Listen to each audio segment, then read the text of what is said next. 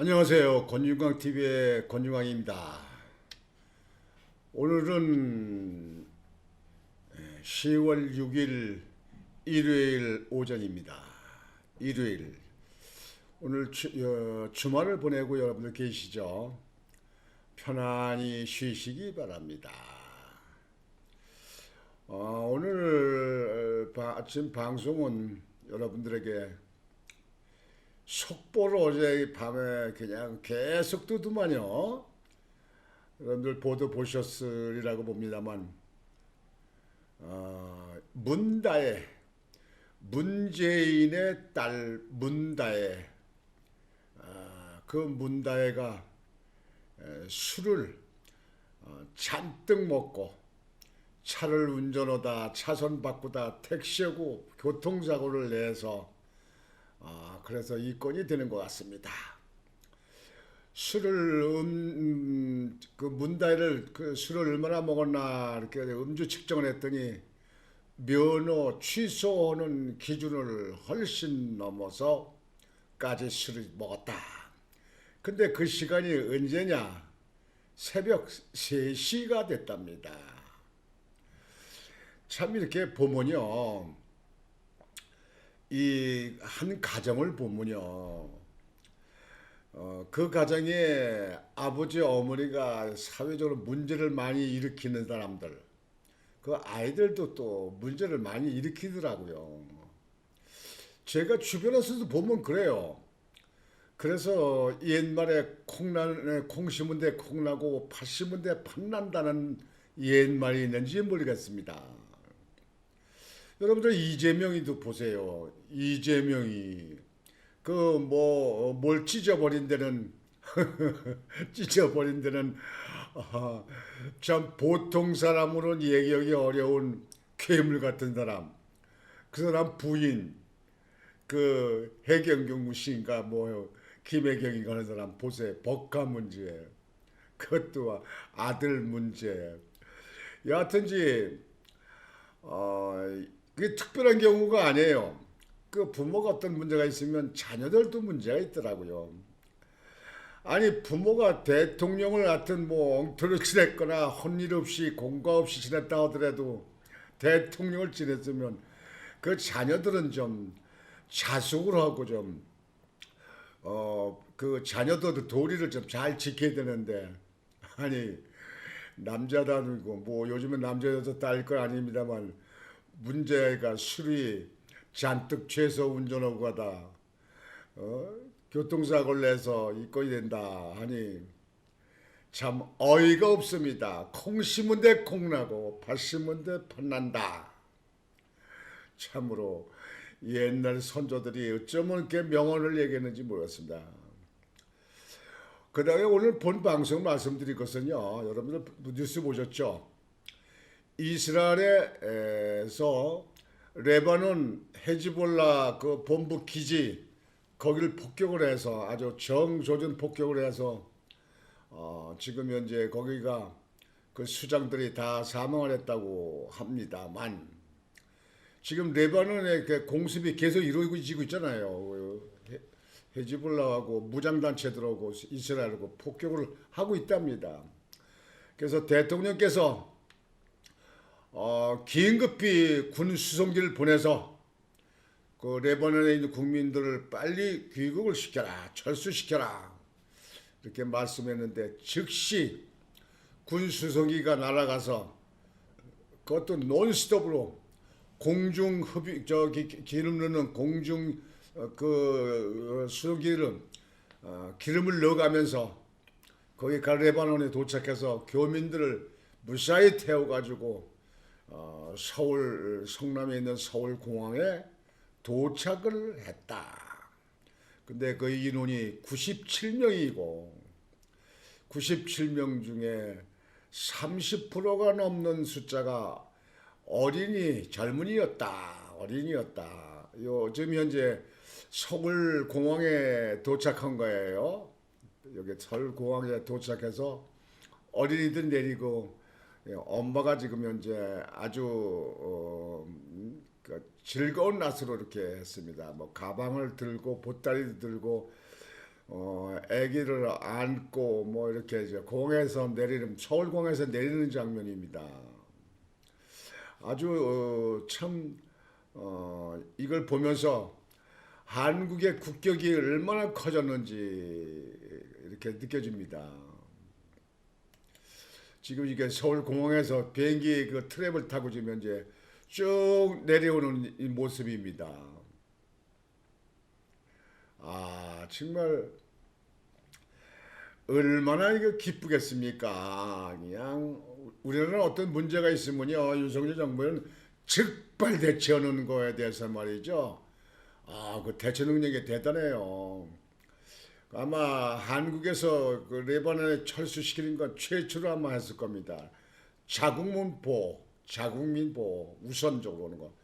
그래서 97명을 서울공항까지 가서 태워서 즉시 한국에 왔다. 38시간을 무박. 얼마나 그 비행사들이 힘들었을까요? 그냥 가서 태워가지고 즉시 한국으로 왔는데 38시간이 걸렸답니다. 그러니까 하루하고도 반나절이 넘는 하루 반이 넘는 시간을 논스톱을 잠도 안 자고 갔다가 왔다. 정말 박수요. 역시 윤석열 대통령은 국민 보호를 우선적으로 한 겁니다. 이거 다른 대통령 같으면 어떻게 했을까요? 정말 위험하냐? 뭐 전쟁 이제 거기에 뭐 그렇게 전투가 이제 그만 잠잠해질 거 아니냐? 뭐 그 근방에 가까운 데로 피할 때 나라 없냐? 그 옆으로 피해라 뭐 아마 그렇게 우물쭈물하다가 우리 교민들도 다치는 사상자가 나오게 했을지도 모르죠. 근데 윤석열 대통령은 안전 제일 줘요 그냥.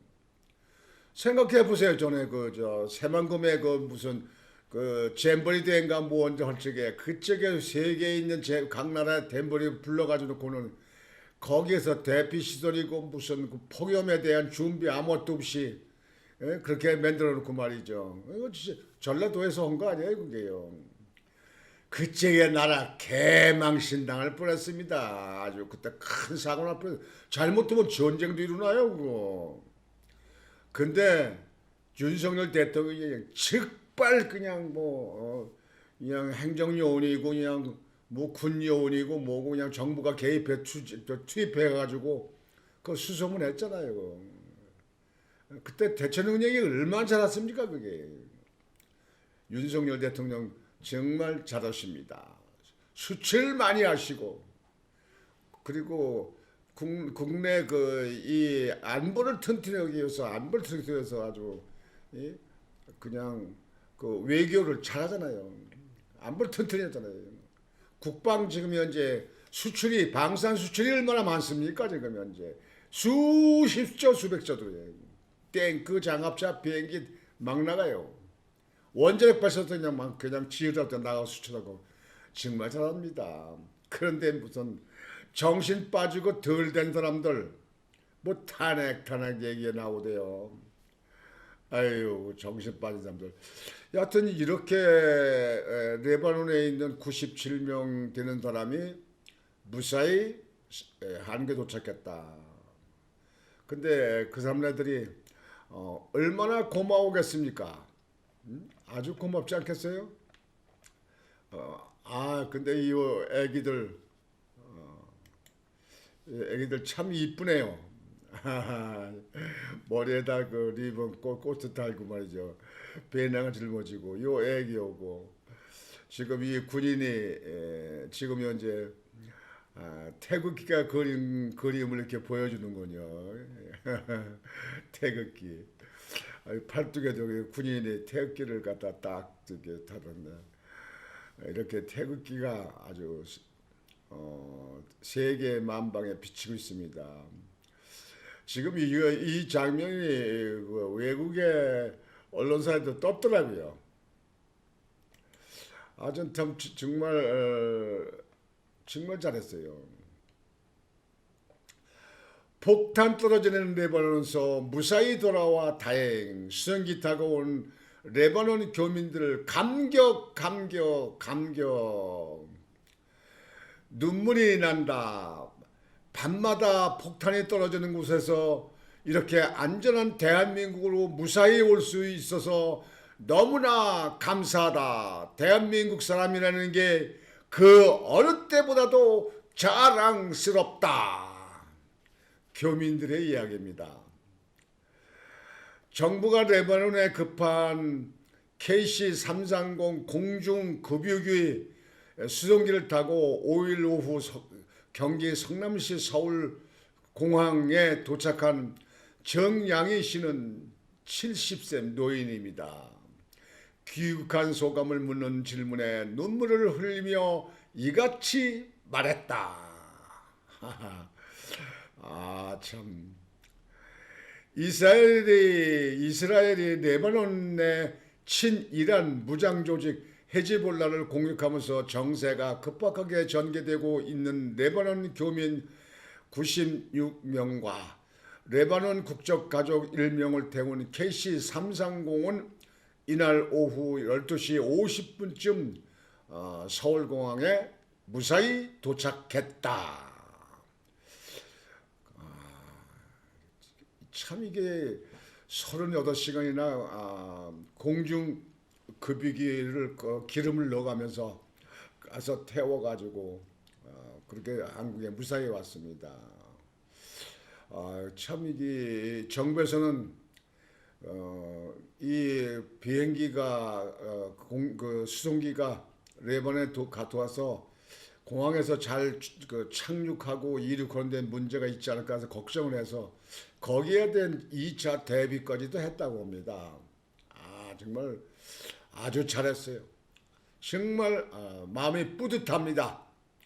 요런 땐 대한민국이 참 국민으로서 참 자랑스러운데요. 이 저 민주당에서 하고 있는 거 말이야. 무슨 자꾸 특검 탄핵 이렇게 얘기할 때는요. 대한민국 떠나고 싶다. 난 대한민국에서 이거 아주 꼴도 보기 싫다. 그렇다고 무슨 그 갖다가 뭐 주먹 쥐고 싸우고 할 수도 없는 거고.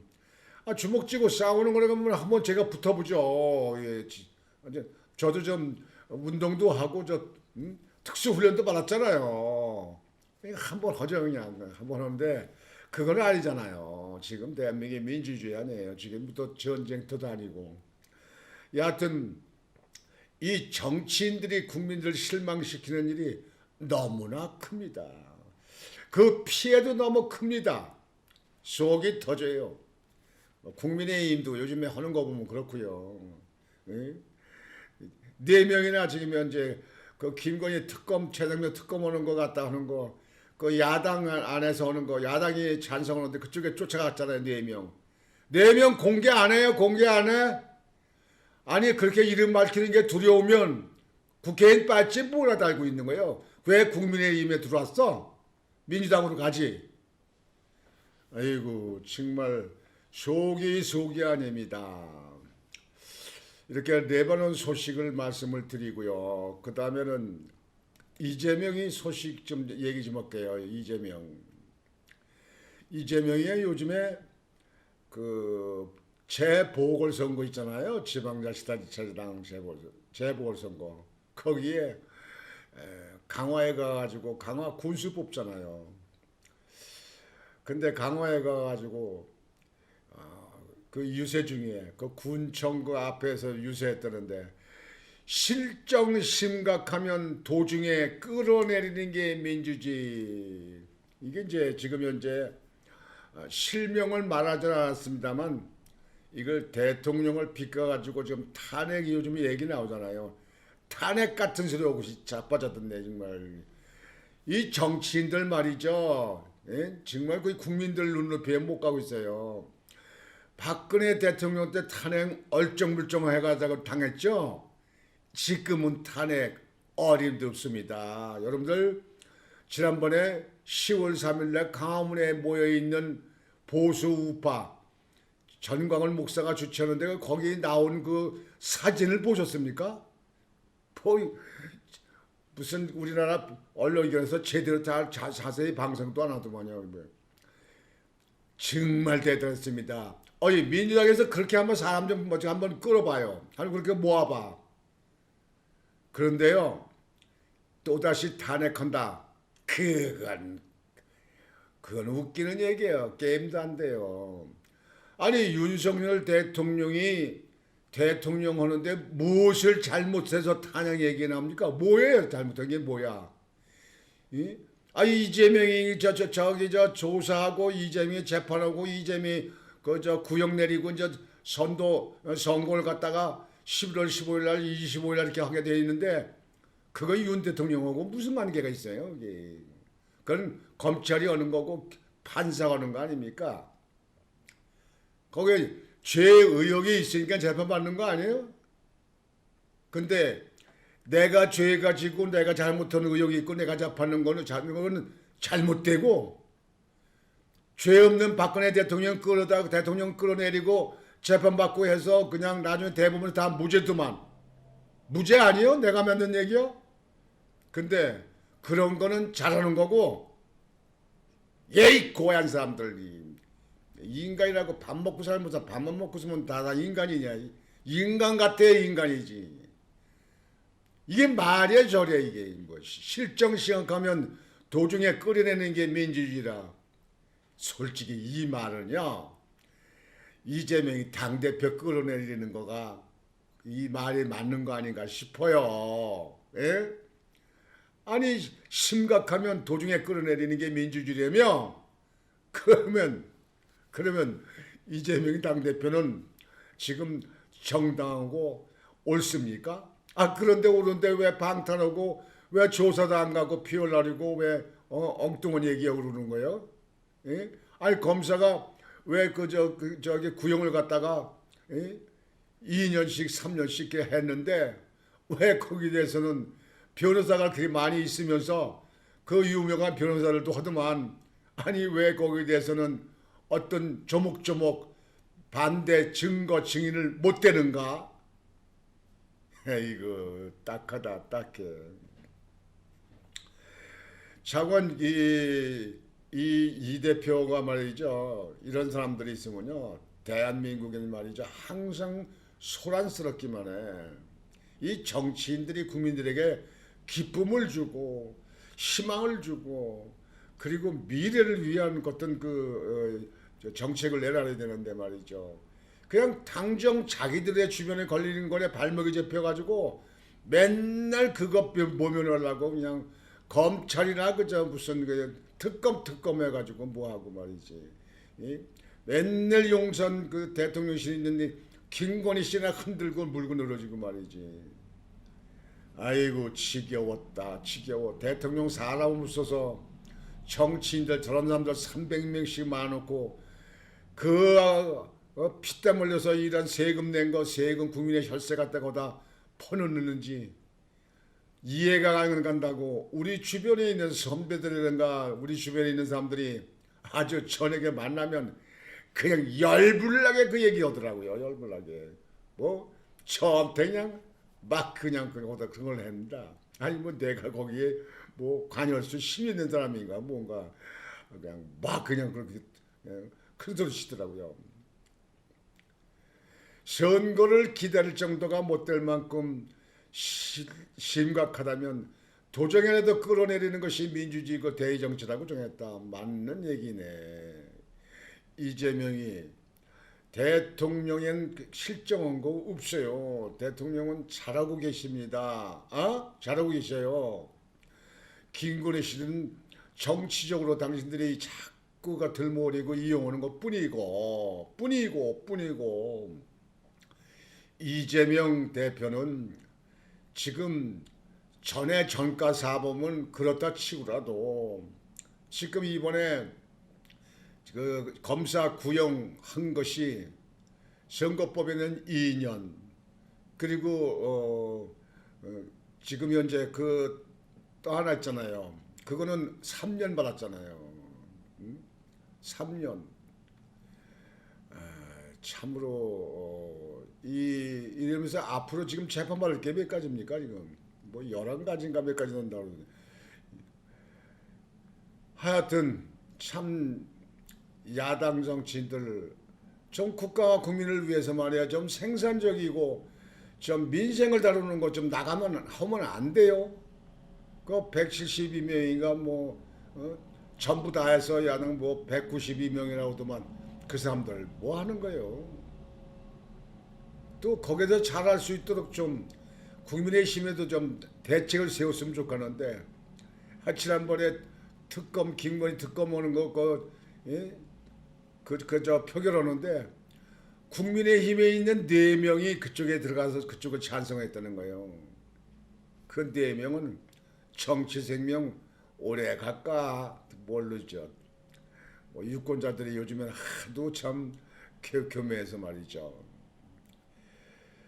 여러분을 위해 일하라고 월급을 주고 권력을 맡겼다. 그 야당도 마찬가지예요. 야당이요. 그 얘기를 갖다가 뒤바꿔서 하는 것 같아가지고 아이고 참으로. 여기 나중에 보면은요. 여기 보면요. 남북 간 적대적 상황으로 생긴 주민들의 피해를 정부와 지자체가 지원하도록 하는 법을 반드시 만들어 강화 주민들의 피해를 최소화하고 피해 일부라도 보상할 수 있도록 확실하게 책임지겠다고 했다. 그 여기서 또 이게 경기도지사 측의 지역 확패해 가지고 재미를 봤는지 모르겠는데요. 강화에서 또 그 이 대표가 또 얘기했어요. 돈이 없어 못하는 게 아니고 그러니까 연간 300억 원 규모의 지역 화폐 발행 그 얘기하는 거예요. 돈이 없어 못하는 게 아니고 마음이 없어 못하는 것이고 능력이 없어 못하는 것이라며 강화군의 모든 예산은 강화군만이 벌어서 낸 군민의 피땀이고 군수가 행사하는 권력은 국민 여러분이 맡긴 것이다. 그 권력과 예산이 여러분을 위해 쓰이는 게 아깝나 한번 생각해 봐야 한다고 지적했다. 지금이 언제요? 이 대표가 몰라 들었죠. 강화군 같은 데는요. 강화군에서 그 군민들이 낸 세금 가지고 강화군의 행정을 하는 거는요. 그 예산이 전에는 그 강화군이 낸 그 예산에 그 1년 쓸 그 행정 예산의 3분의 1도 안 됩니다. 나머지는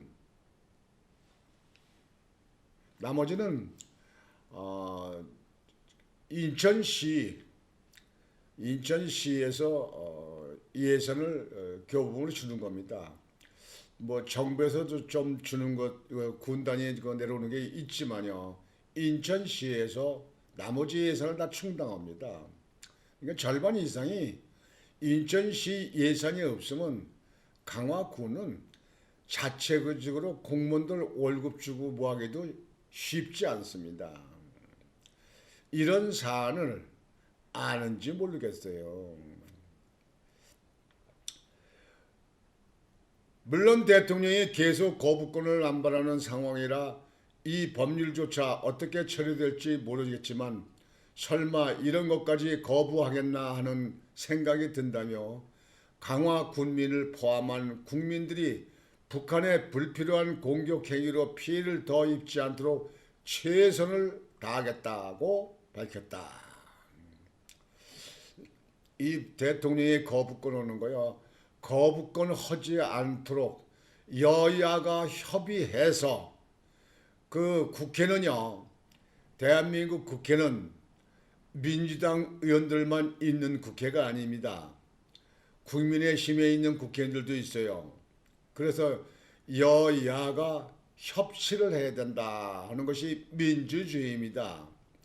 그러니까 지금 현재 그 입법을 해서 그거를 거부권을 하게 되는 거는 그냥 일방적으로 하노 그저 되지도 않는 그런 입법을 해가지고 그 행정기관에다 올리니까 그 집행기관인 법률에 의해서 대통령은 같이 여야가 협치해서 올려라. 그래서 다시 협의하라고 재의결을 하고 다시 국회로 돌려보내지 않습니까? 그게 이제 거부권이라는 건데 그건 법률에도 나와 있고요. 그거는 전에도 말씀드렸지만 거부권 걸고 거리는 것은 국민 여러분들도 아셔야 돼요. 그게요. 거부권이라는 것은 윤석열 대통령만 이렇게 하는 게 아닙니다. 예? 전에도 노태우 대통령 때도 7건, 노무현 대통령도 6번, 박근혜 대통령도 2번. 이 미국에도 있어요. 미국에 로즈버트 대통령은 635번이나 거부권했어요. 635번. 예? 미국까지 선진국에도 그래요. 그 야당이 그 당시 강해가지고 우리나라 같은 그래요. 강해가지고 그저 되지도 않는 국가의 이득이 되지 않고 세계 평화의 이득이 되지 않은 입법을 막 만들어가지고 하니까 그때는 635배나 거부권을 사용했다니까요. 대통령이. 예. 그리고 아이젠하워가 181번이나 했어요. 181번 거부권을. 트루먼 대통령은 여러분 트루먼 대통령 알죠? 트루먼 대통령은 250번을 거부권을 사용했어요. 레이건 대통령은 78번이나 했어요. 78번이나. 이 거부권은요, 국회에서 여야가 협의해가지고, 그래서 야당이 주장만 하는 입법이 돼서는 그 법이 안 되는 거고요. 여당이 또 주장하는 입법만 해서는 안 되는 거고, 여야가 협치해서 국회에서 의결해가지고 행정기관 수반인 대통령한테 보내면 대통령이 그걸 다시 심의해서 그래서 이걸 그대로 고실해서 이걸 입법으로 국민들한테 알릴 것인가, 이걸 시행을 할 것인가 하는 결정하고 이게 안 된다. 이 문제는 좀 다시 재논의해서 이걸 고쳐줘야겠다. 그러면 다시 국회로 재의결해달라고, 재협상해달라고 국회를 돌려보냅니다. 그때를 갖다 거부권이라고 그러는데 거부권이라고 그러는 거는 당연히 민주과서에 있는 거 아닙니까? 뭐 가정에서도 거부권인 게 있잖아요. 자녀들이 얘기하고 그렇게 해도 아버지가 안 된다고 하는 거 있고 어머니가 안 된다는 것도 있고 그게 다 거부권 아닙니까? 거부권이라는 건. 그래서 이걸 가지고 이 민주당에서는 자꾸 들먹거리는데요. 좀 여야가 좀 무릎을 맞대고 협의해가지고 입법 같은 법 같은 법을 만들어서 그래서 한번 국민한테 내놔봐요. 그러면 그게 거부권 되겠습니까? 요즘에 하는 일은요, 국회가 하는 일은요, 민생과 국민을 위한 건 하나도 없어. 그저 이재명에 관계된 일이라든가 이 민주당에 관계된 일, 자기들 그냥 어떻게든지 발에 묻은 때를 닦아내려고 그냥 그것만 하는 것 같아요. 그러니까 국민들이 피곤해. 다음에 총선 치르면 이번 선거 같이 또 그렇게 또 뽑을까요? 뭐 특히 전라남북도에 있는 분들 또 이렇게 선출할 겁니까? 글쎄 모르겠어요. 만약 그렇다면 우리 나라가 정치가 이렇게 불안하고 정치가 이렇게 어수선하고 정치가 시끌벅고 이렇게 하는 것도 그 정치인들만 남을 게 아니에요. 거기에 대한 유권자도 책임이 있다는 걸 알아야 됩니다. 유권자들도. 나는 책임이 없어. 뭐 찍어놓고 나는 안 찍어서 그럴지는 모르겠어요. 여하튼지 이 나라가 누구를 위하는 나라냐. 우리 후손들이 중요합니다. 우리 기성세대 살고 있는 사람들은 그렇다죠. 이제 얼마 안 남았어요. 그런데 우리 아들, 딸, 우리 손주, 손녀 이 후손들을 미래를 위한 그런 정치가 되고 그런 행정이 되고 그런 여기 외교가 되고 또 그런 안보가 되고 그렇게 돼야 됩니다. 후손들을 위하는 것을 생각지 않는다면 나라는 끝나는 거 아닙니까? 예. 계속 만대까지 이루어지는 것이 국가 아닙니까? 그래서 우리 국민들도 좀 깨어야 된다. 깨어나야 된다. 그렇게 생각합니다. 그래서 오늘 여러분들에게 방송은 레바논에서 97명이 무사히 돌아왔다. 지금 이스라엘과 레바논의 그 전투가 이루어지고 있고, 또 지난번엔 이란에서 이스라엘로 180여 발을 갖다가 미사일을 쐈잖아요. 빵빵빵 180여 발을 쐈어요. 근데 이스라엘의 아이언돔으로 갖다가 그걸 거의 99% 공중 폭파시켜버렸어요. 미사일이 날라오면 미사일 공격해가지고 미사일을 폭탄 터뜨려버려요. 그러니까 그렇게 이스라엘에 떨어져서 이스라엘에 직접 피해를 보는 일을 막았죠. 이스라엘 대단한 남이다. 이스라엘 그 아이돔 대단한 겁니다. 그거. 아이언돔이 이스라엘이 그렇게 유명합니다. 우리나라도 이스라엘 같은 그런 체제를 갖춰야 돼요. 빨리 주실래요? 우리나라 정도 K 아이디엄이라고 일정 부분 거기에 대한 대비가 되고 있습니다만 아마 이스라엘만큼은 못할 겁니다. 두 번째, 이스라엘의 그 정보력 있잖아요. 그 모사드, 그 모사드 정보기관에 하는 거는 세계 각국에 다 모사드가 나가 있습니다. 이스라엘에.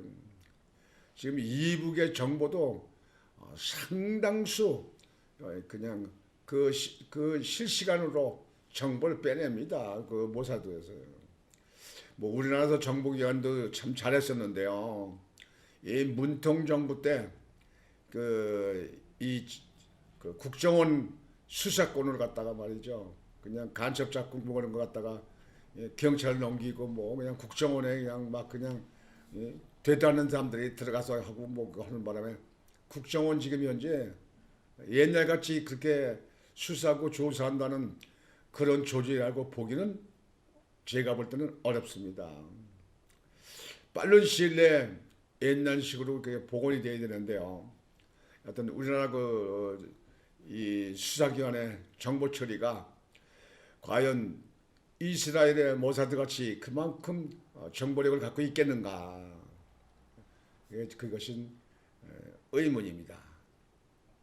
하여튼 세계가 알아줍니다. 이스라엘의 그 모사드 정보력은요. 그러니까 지금 현재 이스라엘에서 이제 앞으로 이란에 대해서 보복 공격을 한다. 그런데 어떤 식으로 언제 할지 모르겠어요. 뭐 군 시설에만 할지 뭐 아니면 뭐 그 이란에 있는 핵 시설에다 폭격을 할지 거기에 뭐 그 헤즈볼라 그 지본부 있는 그런 단체 그쪽에다 할지 어디다 할지 모르겠어요. 뭐 어제 보도를 보니까 뭐 미국의 대통령 후보 나오는 그 트럼프는 이스라엘 보고 앞뒤 가리지 말고 이란에 그 핵시설을 폭파해라. 우선 폭파하고 그다음에 봐라. 폭파하고 봐라. 트럼프는 그렇게 얘기를 했더라고요. 현 대통령 바이든은 핵시설만큼 폭파하는 거는 그건 지양해야 된다. 그거는 찬성을 안 했어요. 그건 옳지 않다. 핵시설은 안 된다.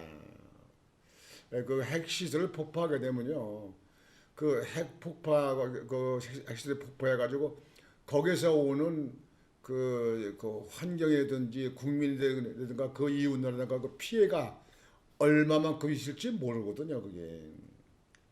그러니까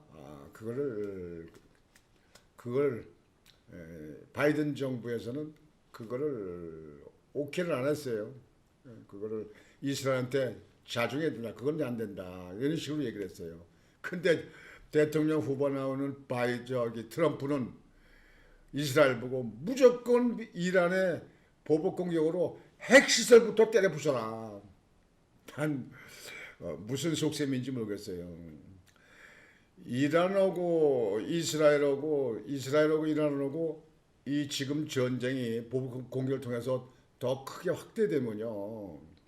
그러면 이 기름값이 지금도 기름값이 어제 그제 사이에 뭐 한 7, 8달러 올라갔더라고요. 기름값이. 그러면 만약에 이스라엘하고 그 이란하고 전쟁이 붙게 되면요. 이란의 그 원유 생산 시설이요. 전 세계 시설의 3%를 가담하다고 합니다. 3%. 그러면 100%가 전 세계 쓰는 석유의 100% 정도가 필요하다. 그런데 3%가 부족하면 97%만 생산되는 거예요. 그 3% 부족한 것 때문에 기름값이 올라갑니다. 지금 현재 70달러 약간 내외 왔다 갔다 하는데요. 1배럴에 70달러 왔다 갔다 하는데 이게 이제 금세 올라가서 80, 90, 100, 150, 200달러가 될지도 모릅니다.